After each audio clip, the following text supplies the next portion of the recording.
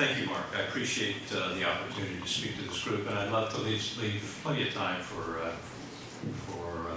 Q&A afterwards, or at least a little time. I spend my days fighting for religious freedom for everybody, everywhere. I do that because I believe religious freedom is necessary for every human being and every society, and that it's under assault around the world, including in the United States. And the consequences of this are very bad for all of us around the world. So where does this idea of religious freedom come from? Today, many in the West, especially academics, would say the Enlightenment, although not only academics, alas. The Enlightenment identified religion as little more than a motive superstition, enthroned reason as the only means of appropriating the truth of things, and banished religion to the private sphere. For those who believe this, religious freedom means the right to believe and to worship, an idea reflected in the phrase freedom of worship. But religious freedom does not mean that you have the right to bring your irrational religious beliefs into public life. This, of course, is precisely the opposite of what the American founders meant by the right of free exercise of religion, which they guaranteed to every citizen and every religious community. They saw it as a public right, not a private right. So why did they see it that way? Many of the founders, of course, read Enlightenment thinkers such as Montesquieu, Voltaire, Diderot, as well as, of course, the pre-Enlightenment writers who had a great deal of influence on them, especially John Locke. But in fashioning the First Amendment, they were drawing most importantly on deep Christian sources, and it's those sources of religious freedom that I want to address with you this morning. My argument is that the most profound and powerful reasons for religious freedom are Christian reasons. And those reasons become profound and powerful in part because they extend not only to Christians, but to everyone. In short, there is within Christian thought a deep theological warrant for religious freedom for everyone, everywhere. That theological warrant also has a relationship to American foreign policy. I spent 21 years as an American diplomat, as Mark mentioned, and I can tell you that it's a pretty secular profession. Madeleine Albright once wrote that diplomats of her era, following the Enlightenment view of religion, were trained to avoid it. Well, that religion avoidance syndrome has diminished in recent years, but the underlying skepticism about religion has unfortunately not disappeared from Foggy Bottom. And American culture at large as well. A recent Pew study, which you may have read, has suggested that skepticism about religion is on the rise, particularly in your generation. Now, I am not suggesting that our foreign policy should be Christian. I am suggesting that an aggressive secularism at the State Department and in American culture increasingly has handicapped our 21-year policy of advancing international religious freedom in our foreign policy. While things have improved at State under Secretary Pompeo and Ambassador Sam Brownback, our foreign policy elites in general don't understand the true meaning and value of religious freedom to America or anyone else. So the remedy is not to assert the superiority of Christianity, but to remind our foreign policy elites and ourselves of the Christian roots of this precious right of religious freedom. In short, without Christian theology, there would be no religious freedom. Without Christian theology, there would be no secular democracy that protects the rights of all human beings, Christian or not. Without Christian doctrine, thought, and practice, notwithstanding the sins and hypocrisies of Christians throughout the ages, the world would be a very different and much impoverished place. Of course, today most in the West would disagree with what I just said. In the early 21st century, much of the academy, the media, entertainment industry, the corporate world, and progressive political movements view Christianity, as did the Enlightenment, as irrational, illiberal, and intolerant. This view helps fuel opposition to religious freedom in the West and helps confound our ability to convince skeptics of its value to them. Of course, there are historical examples of Christian intolerance and coercion. In the 5th century, Augustine used the scriptures to justify coercion of the heretical Donatists. The Inquisitions were state and church-sponsored attempts to deter heresy and save souls by burning heretics. Contemporary critics of Christianity certainly cite these examples, but in the main, Today's opposition to Christian teachings derives from the church's resistance to modern norms of freedom. And I heard a lot of discussion of this in previous conversation. Modern norms of freedom such as radical individualism, human autonomy, especially on questions of human nature, sex, and sexuality, such as abortion, same-sex marriage, and the right to construct one's chosen gender identity. Under these circumstances, it's not surprising that skeptics tend to ignore the rich tapestry of church teachings on human freedom, including religious freedom.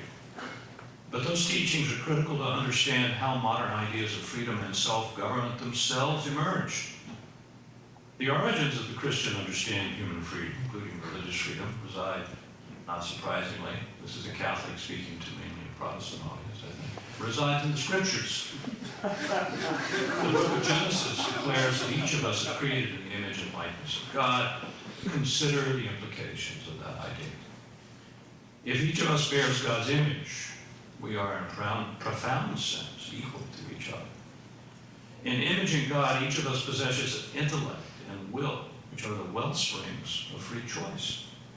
Jesus' incarnation, life, passion, death, and resurrection deepened our equality and freedom by liberating us from the bondage of sin. As Paul put it, for freedom, Christ has set us free. This was, of course, not the idea of human autonomy that we have today. The Christian logic of religious liberty is this. True liberty is the freedom to choose God in this life and therefore in the next. But God does not coerce us to choose Him. Jesus did not coerce obedience or belief. To do so would have eliminated the way we image God, that is, our intellect and our wills. It would have destroyed the source of our dignity and human agency. Each of us is truly free because we are capable of choosing and free to choose the true and the good. Now, Christianity's first 3 centuries were experienced as a tiny but growing minority religion, often under severe persecution. This experience produced theological reflection on the end times and the meaning of persecution and suffering, such as we see in Peter's letters and in Revelation. But the experience of persecution, combined with reflection on the scriptures that were then being placed into the canon, also yielded remarkably rich, forward-looking, and optimistic reflections on religious freedom. The works of early church fathers such as Tertullian and Lactantius posited a revolutionary idea. You hear that phrase a lot, but this was really revolutionary. The very nature of religion, alongside the nature of man, requires free choice. Accordingly, justice requires freedom for all in matters of religion. Their ideas were expressed in the so-called Edict of Milan, issued in 313 by the Emperor Constantine. The edict declared religious freedom for all throughout the Roman Empire, and it was history's first declaration of universal religious freedom. Unfortunately, it didn't last. Constantine's successors abandoned universal religious freedom in part because the early Middle Ages saw struggles over core questions of Christian orthodoxy, such as the true nature of Christ. Is he human? Divine? Both? Who is Mary? Good question for you Protestants.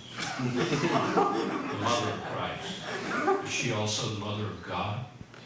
Constantine's successors used coercion to punish heretics and schismatics. True religious freedom, of course, would not emerge until the modern era.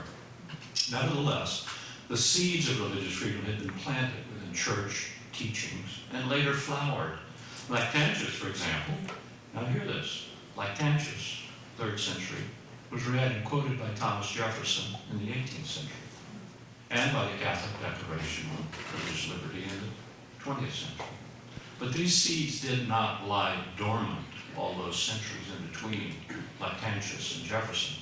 Several developments in Christian theology and philosophy kept them alive, and we named 3.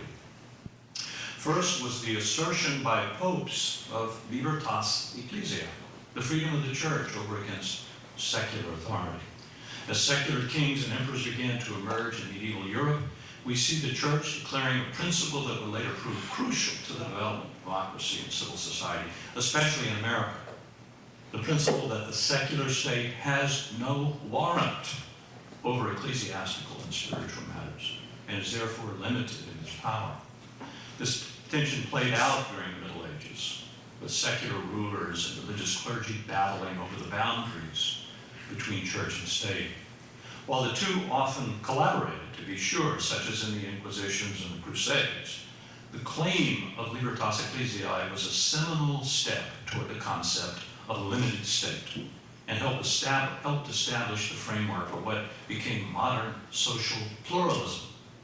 Recall that one of history's formative documents of limited government, England's Magna Carta, 1215, begins with a declaration of libertas ecclesiae, the freedom of the church over against secular authority. A second medieval development that contributed to the modern understanding of religious freedom was the emergence of the idea, this is really your language, the idea of the individual conscience. By the 11th and 12th centuries, canonists were drawing on the epistles of Paul to declare that all men have a duty to follow the dictates of their consciences, even if doing so puts them in conflict with church authority. Again, this teaching, which still exists in the Catholic Church, was reaffirmed a couple of weeks ago in the canonization of John Henry Newman, who wrote magnificently on this. This teaching is not the modern idea of conscience as ordered to self rather than to God. Within the Catholic tradition, the greatest duty of men and women is to ensure their consciences are well formed in the truths of the church.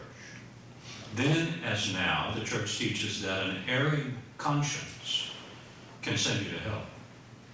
But it also teaches that if you are certain your conscience is correct, you must follow it. This idea was crucial to the development of religious freedom in the modern era.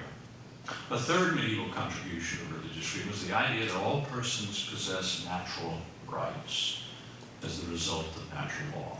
That is to say, rights that adhere to them by virtue of their existence, rather than the grant of kings or the positive law.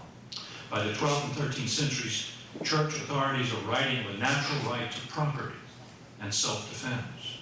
The 16th century Dominican monk Bartolomeo de las Casas defended the natural rights of American Indians against Spanish and Portuguese oppression by appealing to medieval sources. Of course, the Protestant Reformation of the 16th century made a substantial contribution to the American understanding of religious freedom. Some of that contribution reflected the Reformers' rejection of the authority of the Catholic Church. Martin Luther and John Calvin emphasized the supremacy of individual conscience and the authority of the Bible, rather than the church. But as we've seen, most of these arguments did not appear in the 16th century for the first time.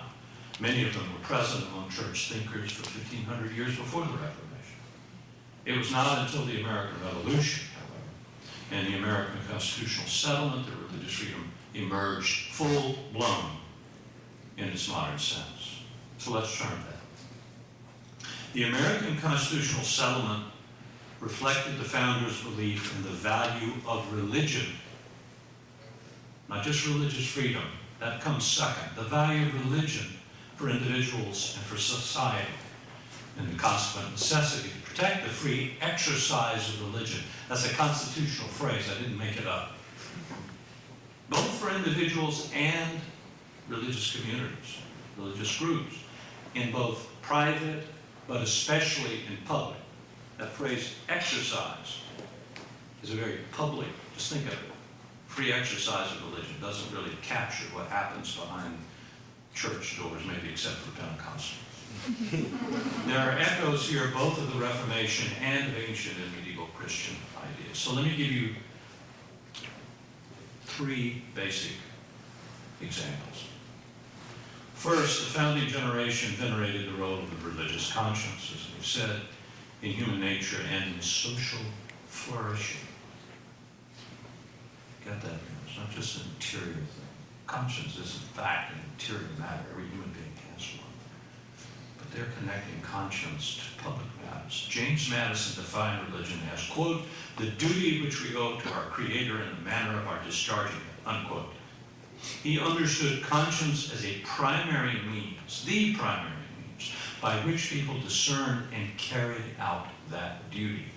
The duty of following one's religious conscience, that is to say, the duty of religion, is so important that, as Madison put it, it is, quote, precedent, both in order of time and degree of obligation to the claims of civil society, unquote. Second example, the core American democratic principle of limited government was in part derived from a core Christian concept, the sinfulness of man, which is the root cause of the corruption that inevitably accompanies concentrations of power. The founders believed that no group of human beings, even the saints, as they understood that term, should be invested with too much power for too long. The power of government was limited in their view by the commitment of religious citizens to an authority greater than the state, and by the role of religious communities, not just individuals, the role of religious communities in the voluntary institutions of civil society that would limit the power of the state. If you don't have all of these faith-based institutions, you know them as well as I, guess who moves into who performs those services government does, and we're seeing a lot of that today. So the founders believe that religion constitutes a highly effective limit on government. Here we see reflections of the medieval idea of the freedom of the church. Libertas, please. Third, most Americans believe that the new republic would fail without a virtuous citizen, and that a central source of virtue was religion. They came to accept, I don't know how much you've read of the founders, but this is just there in all of it, virtue.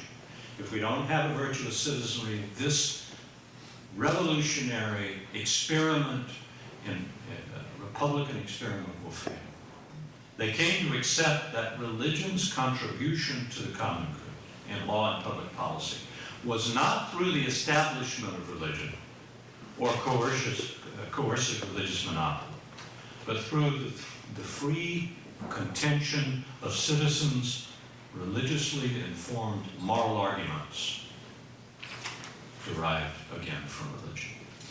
These and other colonial views, such as the view of the well springs of equality, which I mentioned earlier, about the value of religion, led to the First Amendment's guarantee of the free exercise of religion for all individuals and groups.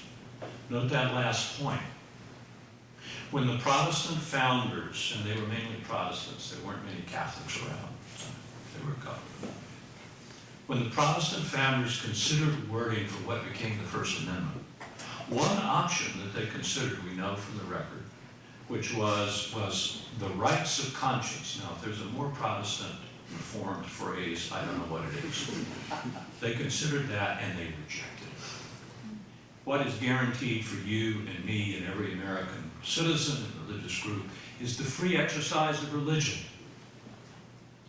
First Amendment scholar Michael McConnell argues that they chose that phrase in order to protect the public rights involved in religious exercise, not just the private rights of conscience.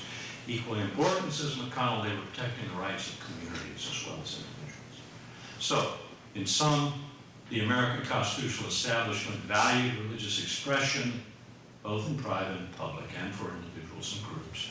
The purpose of the First Amendment's ban on establishment, this is very important, was not to keep religion out of American politics. It was precisely the opposite. The ban on establishment was designed to protect religion from government, thereby to limit the power and reach of government, and to ensure the moral vibrancy of the American people. That's the purpose of the ban on establishment, not to make you shut up because you're religious, which is what we believe it is today. Note that while these ideas had deep roots in Catholic and Protestant Christianity, they protected everybody, not just Christians. So let me end with a few thoughts on how all this relates to U.S. foreign policy. In my view, the essence of the American understanding of religion is what we should be advancing in our foreign policy, not not the First Amendment per se, but the notion of equal protection in law and culture for the free exercise of religion. We should be doing that by making arguments grounded in history, modern research, common sense, that without religious freedom, no human being and no society will flourish. But with religious freedom, good things result, including the recognition of human dignity for everyone, the stabilizing of democracy over the long term, economic growth, greater equality for women, and the undermining of religion-related violence and terrorism. Now, as most of you know, we've had since 1998 a statutory, I hope you know, a statutory requirement for advancing religious freedom in our foreign policy, led by an ambassador at large who heads the Office of Religious Freedom in the State Department. That policy has been in place for 21 years, older than many of you, under 4 administrations from both parties. Many remarkable people have served in that office, and many important steps have been taken. The current ambassador, Sam Brownback, is having a major impact. But there remains a fundamental problem with our policy. As a general rule, many members of the American foreign policy establishment, like many of our political and cultural elites today, no longer believe in religious freedom as the first freedom of the American Constitution and of the human soul. They no longer believe that it's necessary for the health of American society, let alone for other societies abroad. And this ignorance and indifference, alas, seems to be attached just as much to our Christian leaders as to the secular leaders. But those of us who are Christians have good reasons for supporting a vigorous American religious freedom policy abroad. We are American citizens who want to further our nation's interests. Most of us believe in the Christian argument, those of us who are Christians, that all should have religious freedom, including Jews and Muslims and everybody else. We deplore the rising violence against these groups in the West and in our own nation. We also observe that Christians are being targeted more than any other religious minority in the world, and the results are catastrophic. Christians, for the nations in which they live and for the world, because they have contributed so much in every case to those nations. So let me end by suggesting how Christians can act in Europe, can act to advance religious freedom. First, those of us who are not subject to violent persecution have a Christian responsibility to defend those who are. Love of Christ surely means love of those who suffer in his name. To avert our eyes, to conclude that we are powerless, to pretend that we cannot have an impact is unacceptable. Second, as Christians, we must pray. Every church in our great nation should be storming heaven with its power, with the prayers of the faithful. Amen. God has promised to hear us. We should believe it. Third, we must act as citizens who have both the right and the responsibility to influence our own government. As Americans, we must insist that the government do better at defending religious freedom abroad for everyone. In this, we must support Ambassador Brownback and Secretary Mike Pompeo. Fourth, we Americans have a particular responsibility to retrieve the traditional meaning, American meaning of religious freedom as the first freedom. As we've seen, that understanding derived from a Christian worldview. It did derive from a Christian worldview. And for that reason, it means everybody. The implications of what I just said is that if you move away from that Christian understanding, others begin to drop out of the protections of religious freedom, including Christians. Tragically, we're in imminent danger of losing that understanding. Today in America, the phrase religious freedom appears with scare quotes in the mainstream press. In 2016, the chairman of the Civil Rights Commission, an organization charged with protecting the civil rights of every American, said that religious freedom stands for, and I quote, religious freedom stands for, and I quote, intolerance, racism, sexism, homophobia, Islamophobia, and Christian supremacy, unquote. We must fight this destructive attitude with the same determination and the same Christian love with which we fight violent persecution outside America. If we in America lose the idea of religious freedom as the first freedom, where can it be retrieved? What happens to religious freedom in America has an impact on its fate outside America. Fifth and finally, we must do more than defend religious freedom. We must exercise religious freedom. Those of us who are Christians or Jews or Muslims must live openly without apology as who we are in our increasingly secular and hostile societies. And we're indeed threatened by secularist hostility. But a greater danger, in my view, is our own indifference and fear. If we don't live our faith publicly, those of us who are Christians, defending Christian teachings on the sanctity of life, on marriage, on sexual morality, where will we find the passion and the discipline to defend our brothers and sisters whose very lives are threatened because of those beliefs? So let's publicly act as Christians and as American citizens, with love for our Lord and love for our country, the better to defend our brothers and sisters and all others suffering religious persecution abroad by defending and exercising the right of religious freedom. Thank you.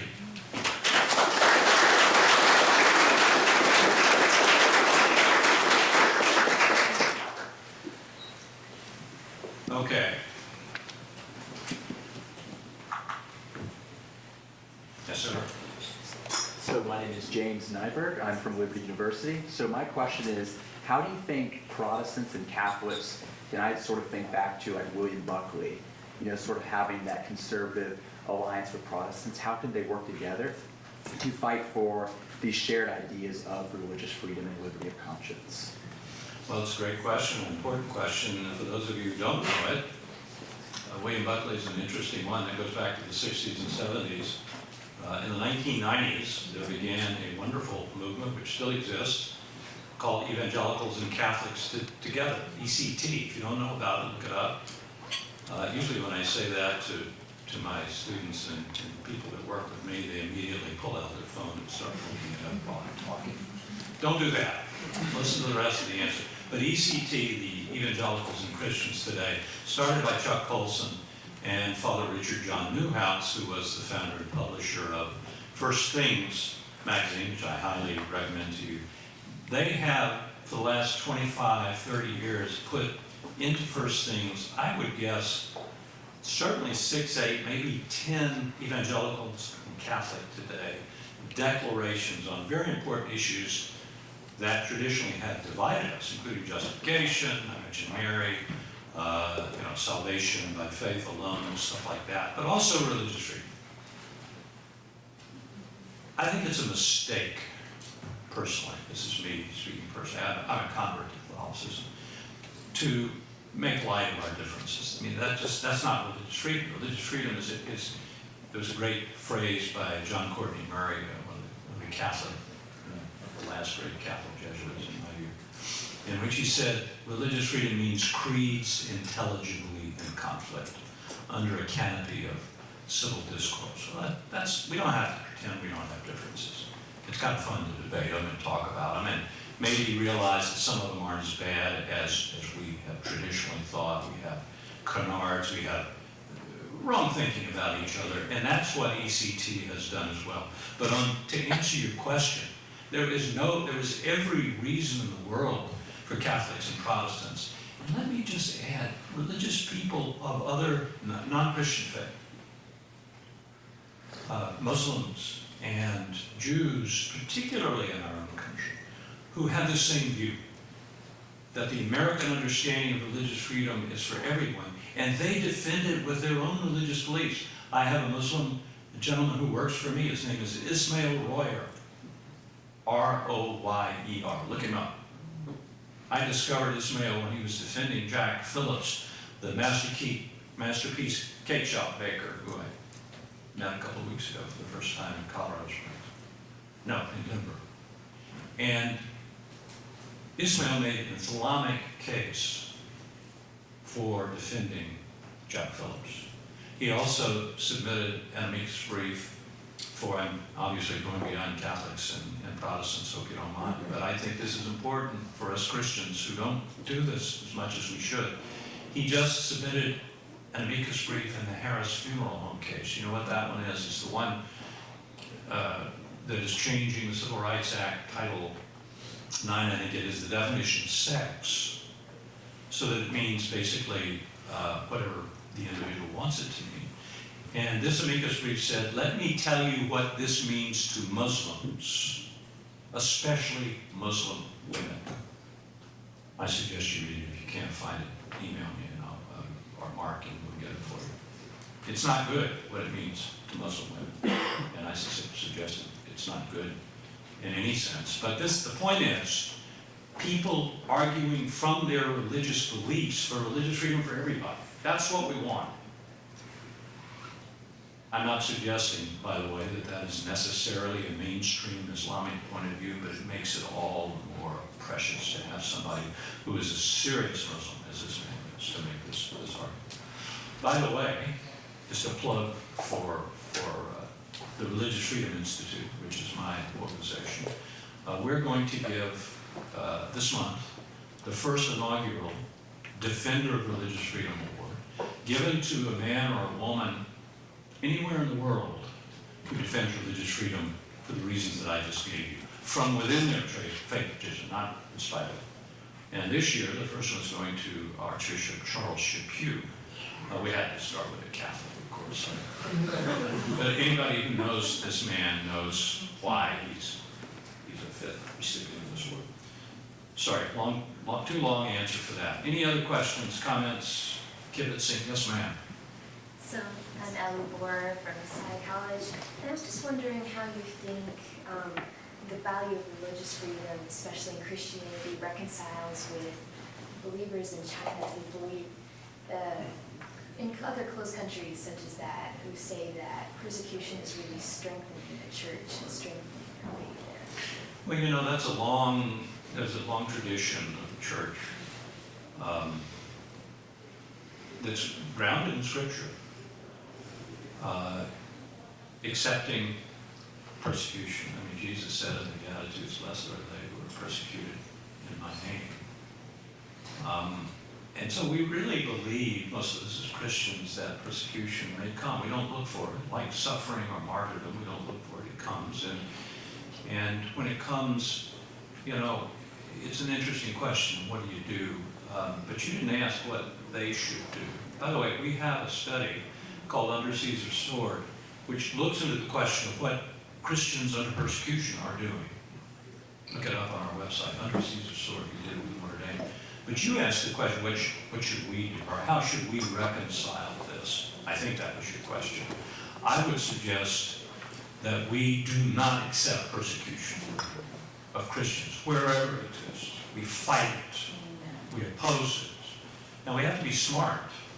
Just flapping your wings or condemning, if that works, do it. But if it doesn't work, find something that does, and that's what we try to do at the Religious Freedom Institute. So fight it, and fight for it here at home too, because if we lose it here, how can we convince the Chinese or anybody else that it's in their interest to do it? Is there one more question? Come on now, if you don't ask it, I'm going to ask it. Faith. Faith McDonald from IRD. Thank you, Tom.